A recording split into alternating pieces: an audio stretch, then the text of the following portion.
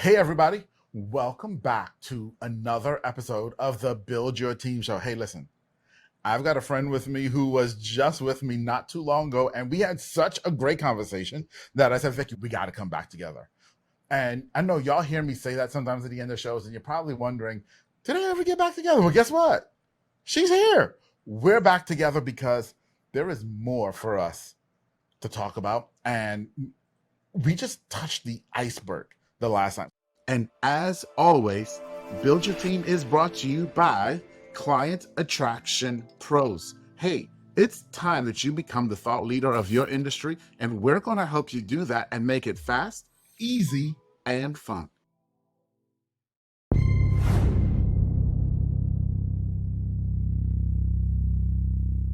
So, Vicki, welcome back. Thank you so much. It's so good to be back. Yes. Happy day. Yes, happy day. And for us, it's Monday. Happy Monday to you. Right? And so today, let's have a conversation about mentorship and growing your team. Okay. And I know this is something that you're really, really passionate about. So actually, I'm just going to shut up and let you go from right there. Like, what is that looking like? What are you seeing in the world right now? You know, I see a lot of change happen, which, change is hard and everybody doesn't really love it, but it's really necessary for us to grow. And what you had, in addition to all of the results of the pandemic where people decided, I want to do something different, that affected the atmosphere of an office itself. But also there are us baby boomers that are retiring or deciding to do something fun for the rest, the last maybe 30 years of our lives, as I did. And so you have really a lack of people to mentor in the workforce today. The young people maybe don't think of themselves as a mentor, like, I don't know, kind of thing. And so it's really an interesting situation we have. I know I was brought back in 2021 to go and lead a project because of this exact situation where all of the people that were familiar with what the project needed had left, had gone. And so they needed to bring on a contractor. So here I was as an outside person, but a person who was seasoned and had been there, done that, has the t-shirt and the hat. And it was interesting how I spent a lot of my time trying to mentor the young people as to not only just in the project that I was working on, but just in management and navigating this world of being in a corporate situation. And I think when we have a workforce that's smaller, maybe leaner is a better word, you tend to forget how important it is to help those below you, beside you, even sometimes above you as a mentor. And it really is a necessary piece of being a great leader. Yeah. And the more that you do this, help each other, and it's not teaching as much as listening. A mentor is not really always thought of a teacher. You may share ideas, share things, but a true mentor is one that gives you a playing field and says, if we could think about football, here are a whole chart of plays that you can make. You need to decide what is the right play for that time. And not every play is going to work. Right. And as a mentor, so as the person that you're mentoring, your mentee, is getting back and having these conversations with you, and you're listening to what they're saying, it's your role then to be able to guide them as to maybe why something didn't work based on your experience. Not you should have done this or you could have done that. It's really, in your experience, this is what worked, but maybe in that situation with your behavior and your culture and everything like that, it's not going to work. So what Right. will work? And that's where you bring out the playbook again and say, okay, well, that play didn't work. Let's try something else, And there are times, again, if we can stick with football, where you're going to get tackled and you're going to get run down and you're going to think that you should just stay on the ground and just stop the beating. But it's really what you learn from that, go back. And that's where a mentor comes in and ask, well, what went wrong? What went right? And what did you learn from that you can take to the next time this happens again? So let me ask you this, as business owner looking at your organization, is there a sign that says we need mentorship? Sadly, I rarely see that in companies where they proactively do that. And so what you see is sort of like a grassroots kind of situation where someone builds a relationship, which is key to being a great mentor. So they started to build a relationship, not in the thought that they were going to be that person's mentor, but then they became that mentor. I would say probably all of my mentors in the 40 years that I was in corporate were people that just took a liking to me, if you can say it that way, and decided to share ideas, thoughts, experiences that I learned from. And the best mentor is a person that, and I just recently had a quote, and I think it was, you can teach me, but if you involve me, I'm able to change, to really learn. If you tell me, I'm not going to really pay attention. If you teach me, I might pay attention. But if you involve me, have me do the action, then I'm going to learn from that. Yes. And I think a lot of times that's what people do, and they don't realize that they're actually mentoring people. You will have managers that just because from an efficiency standpoint, well, if I let Vicki figure this out on herself, it's going to take her twice as long. But the thing is, Vicki's not going to remember. Vicki's not going to do it again that way. And I'm probably going to be frustrated because things didn't go well. And I was too embarrassed to ask questions, which is also, if you're a great mentor, will make the floor open for any questions. There's no dumb questions kind of thing. And I think that's a lesson that a lot of people need to learn. If you are there one day longer than me, you can teach me something about that company, that culture, and can start to be my mentor. Absolutely. As you were talking there, it reminded me, and something we do, and I learned a long time ago, of the I do, you watch. I do, you help. You do, I watch. No, you do, I help. You do, I watch. And that's the cycle that we take someone through when we're teaching them something new. That's excellent. Right? And it fits exactly that model. I told you, but I also then through the process involved you. Yeah. Right? So that you really got it and understood it. Does this start at the top? Is mentorship a cultural thing within an organization, or I think just something that happens?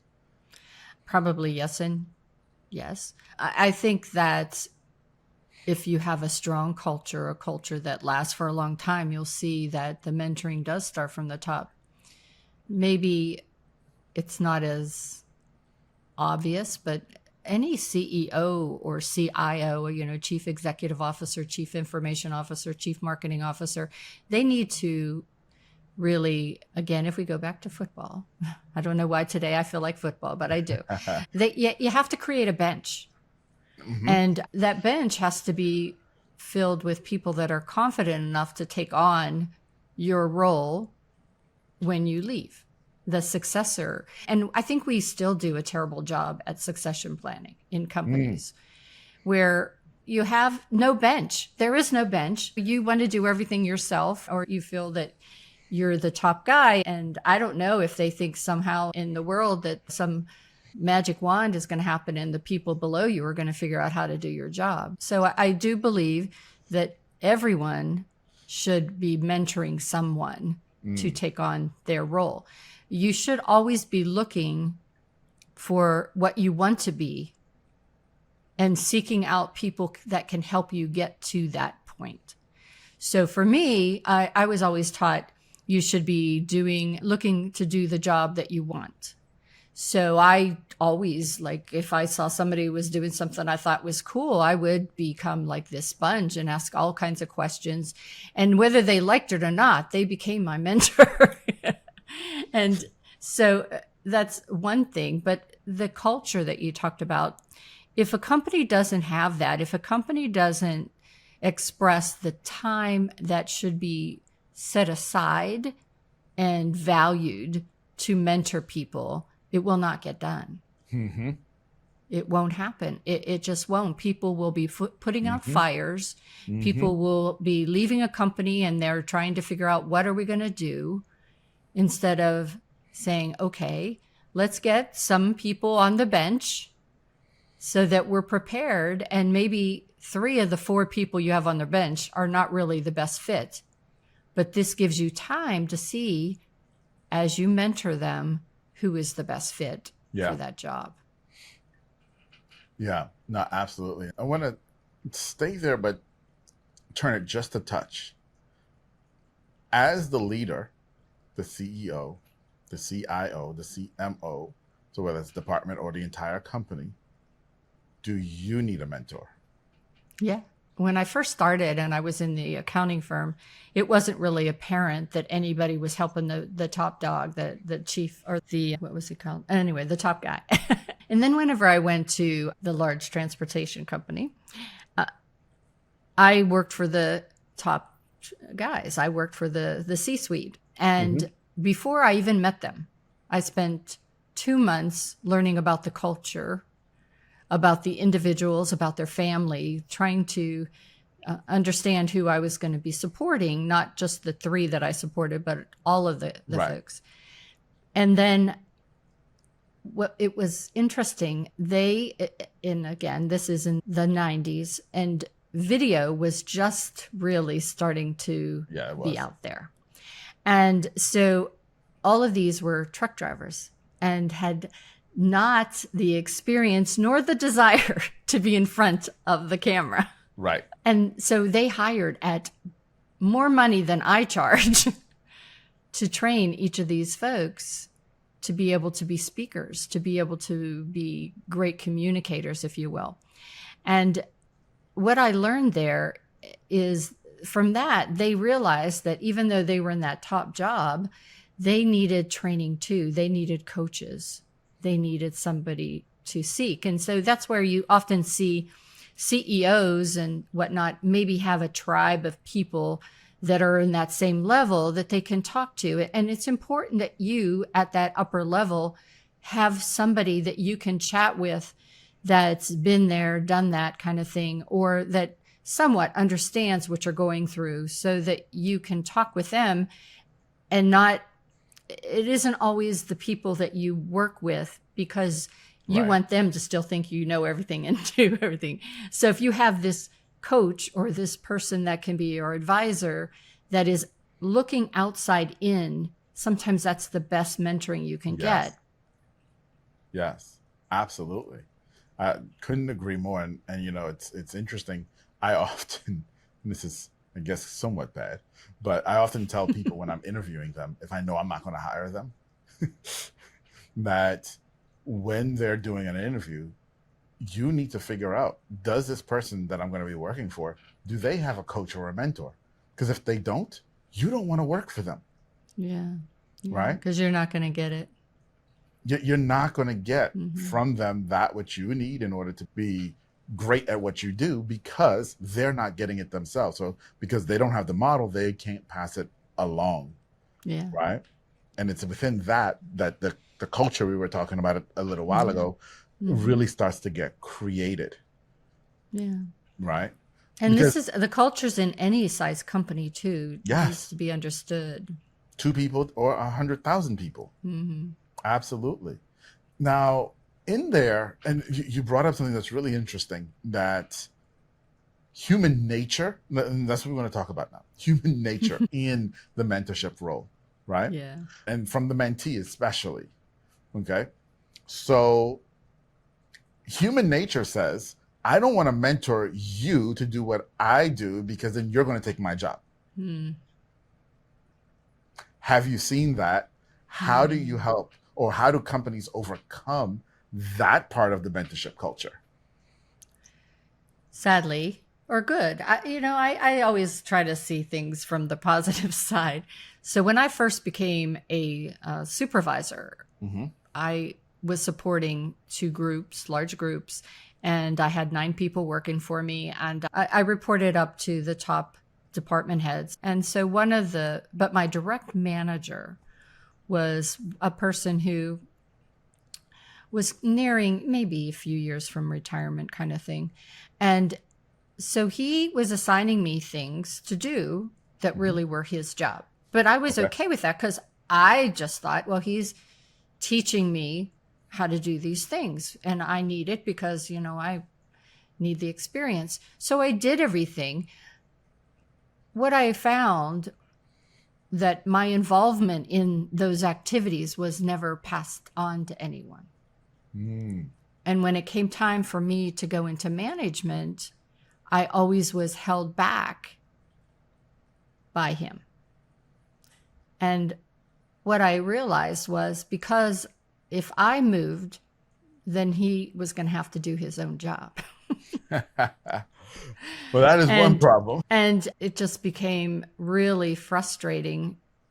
And so finally, enterprisingly as I could be, I found ways to make sure that people knew that I was the one that was doing the work and that I was able to take on those roles. But he was not someone that was teaching me to be better. He was teaching me to stay in my job. And I probably spent about 7 years in a job that I could have been moved out of several times. But they didn't want to lose me because, like I do, my work ethic is do all you can do and more. And so sometimes that held me back in those situations until I got a person who understood mentorship. And as soon as I got under him, he worked with me constantly on teaching me what I needed to do to make that move. And within a year, I was promoted twice by him. So it just really does fall into the culture. The other person was from the old truck driver kind of culture that, you keep a person that's doing what they need to do where they are because the next person you put in that spot might not do it as well. But that's not a good way to be. It isn't. You really want people to excel, to go outside their comfort zone and show that they can do it, be challenged and overcome that challenge. And the company will be better for it. And thinking that, well, I'm not going to find another person that can do that. Well, then you suck at interviewing. Sorry about that, but you do. Because as you said, when I'm interviewing somebody for that position, it's, especially where I was, it wasn't one that took major intelligence or degrees and things like that. It just was the right attitude. And so that is where I said that lesson came. It taught me I don't hire for skill set only. I hire for attitude. I hire for core values. I hire for, what you did as a volunteer. And I think we talked about this last time. But those are all things that make anybody that I get, if I get the right person, I can get them to the point where that first job might not be the perfect job for them, but you can mold them to get to where they want to go. And that's always should be your goal, is to try to get that person to that next level, to challenge themselves, to make their job always one that is going to be fulfilling as well as encouraging to go to work. You want to. Absolutely. No, absolutely. I would like to submit this to you and get your feedback on it and your thought. And to me, a lot of it too has to do with, which is what you're saying, I believe, having an open and growth mindset. Right. If you're not hiring people who are willing to grow, then what they do is they get entrenched in where they are and they become protective and defensive of it, right? Like that first guy. Mm-hmm. And they don't want to let anything come in, Yeah. right? Which also means they're not growing. They're not getting Mm-hmm. better. And if they're not getting better and they're just stagnating right there, then that also affects the entire organization as Oh, well, absolutely. right? Yeah. We had a young lady, and just an example on this, we just had a young lady who just left us a few weeks ago who fell into this. We hired her before someone went out on maternity leave. And she came in to take over for the person who went out on maternity leave. Her natural first question was, hey, they're going out on a maternity leave. When they come back, does that mean I'm out of a job? We said, no, because they're going to be moving to a different position when they come back. She just never could get that. And she wanted to hold on to it, to that position. And she was still new. And she wanted to hold on to that position so much. And the fear that this person was going to come back and she would have to change caused her to quit. Yeah. I know I worked with our sales team for a 2-year assignment, and I had to go in. I went as a subject matter expert working with our top customers. And so my job was to just first fix any problems and then move on to what my original objectives were. And I had this one salesperson, and they had a large company as their client of ours.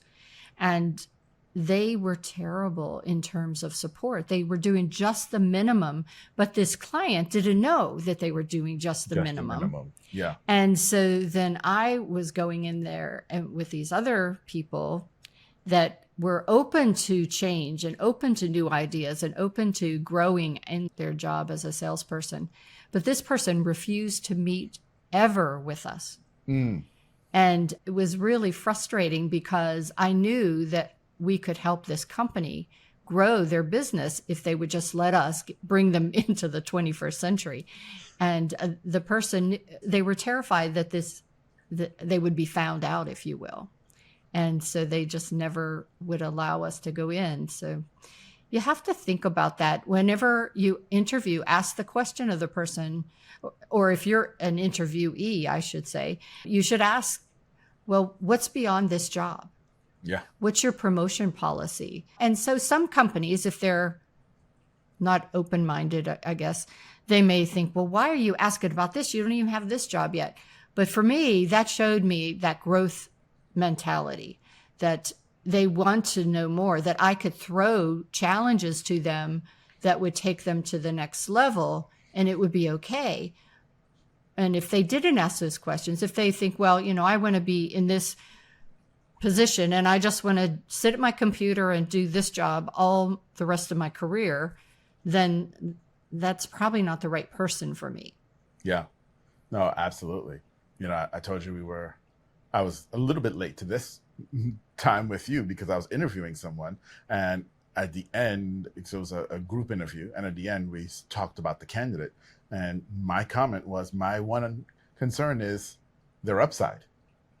Like the position we're hiring them for is exactly where they want to be and where they plan to be forever. So how much do they really want to grow? Okay. Now, the flip side of that, though, and let me ask you this, because there are people who come in and they ask about your plan for advancement for them and what the path is, because they're not happy with where they're starting, right? Or they think they're greater than they actually are for where they're starting. So as a business owner now, or someone doing an interview, how do you ascertain the difference between someone who has the growth mindset that says, hey, I am here and I want to grow and I want to know that there's a path for me to grow on, versus the person who is a malcontent and taking a position because, okay, I'm going to start here, but I really want more and I want more money and I want to know how fast I can get more money out of you. How do you tell the difference? So I guess that reminds me of a story of my early beginnings in the company that I worked for here in Atlanta originally. And I had been laid off from my previous job as the company moved to another state. And so I had a nice little package. I was just had a baby. So I was just coming off of maternity leave, and I now have 2 kids in daycare. And I had skills that I knew would put me into being good in the training department. But I had experience, a lot of experience in front desk and receptionists and secretaries supporting people. So the company that hired me, though, was thinking, well, we're going to put everybody, especially if you don't have a degree, in the lowest position. And then you're going to just feel it out for a while. And then, we'll see where it can go. Right. And I was the person that was bringing in people. I was in the recruitment group as a temp. Okay. So I'm giving away all these jobs that I know I'm qualified for. All these jobs. But they needed me to keep on doing what I was doing as a temp. And so all these jobs are going. And finally, I had to say to them, I need to have a full-time job. And so I just want you to know that this temp job is not the end-all be-all, that I really would like to work for you all as permanent. And they're like, oh, okay. But nothing's happening. So I went outside, had another interview that came in, and this company was a management consulting company, and I had worked for them just for 1 week. And they called me back, and they had said to me when I worked with them, if they created a position, would I take it? And I said, well, I guess. And so they called, and here I am wanting to work for this big company because I was laid off and I didn't ever want to be laid off again. Right. And this smaller company is offering me more money than I was making before, which was good because 2 kids in daycare. And so I went and put in my notice to the big company. And they said, oh, here's a job. And it was this job that barely made as much as I was making in my previous job. So not going to be paying for my daycare. And I said to them, I need more. And it wasn't a question of insult to my skill set or anything, but it was financial. And so I had to tell them that. I had to say, I have this to pay out in daycare. I used to make this, and now I'm going to be working for the top people. And so then magically the job working with the C-suite came up and matched what I was making. But it wasn't like I was playing them. So I think always honesty is the best policy. I Absolutely. guess that story is trying to say is that you need to be clear with the person that's hiring you, especially, this relationship that you hope to have as you become an employee should be one that's open and honest. Yeah. And so if you can't tell them in the beginning, hey, this is the story of Vicki and her life, and, and this is what I need and why I need it. And if they can't meet it, then that's fine. That's fine. But, it wasn't that I was trying to maneuver anything from them. I was just trying to make a decision between A and B, and A is going to do this and B wasn't. And I really wanted to work with that big company. So luckily they changed. But yeah. So this has been a great conversation. And, it's one that I hope that as people listen to this, because we dove deep, right? In our first time, we talked a lot of bigger things, but here we really started looking at this concept of mentorship and at all different levels in the cultural and so on and so forth. But before we go, what would you say to a business owner listening to us who's recognizing that, maybe I don't have a culture of mentorship right now in my company? What would be the thing? What would be the starting point for them to change? yeah. Oftentimes a company that doesn't have mentorship also doesn't have a great orientation. So for me, a mentorship should start at orientation, that either you have Great point. make it known that it's available, and it should be formalized in the sense that how to get a mentor should be made known.